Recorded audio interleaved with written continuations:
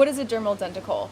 Dermal denticles, you can think of them as skin teeth. So they are the small tooth-like scales that line the skin of sharks and rays. If you were to pet a shark in one direction, it'd be kind of smooth, but if you rub it in the other direction, it's really rough, and that's kind of like sandpaper. And that's because of these denticles. Denticles are very tiny, about the size of a couple strands of hair, smaller than a grain of rice. Denticles cover most of the body of a shark, and they can also vary in form across the body of a shark and also between different shark species. Because of this great diversity, we built a reference collection. I traveled to the Smithsonian National Museum of Natural History in Washington, D.C., and took little squares of skin from across the bodies of 37 different species of sharks. And this reference collection of denticles allows us to classify the denticles that we then extract from the sediments.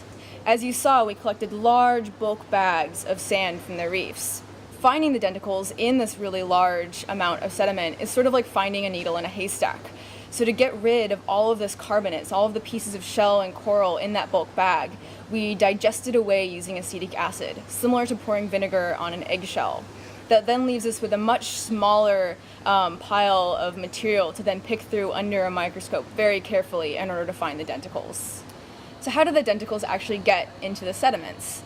When a shark is swimming over the reef, either it's living there or maybe it's just frequenting the reef, the denticles are actually shed from the shark.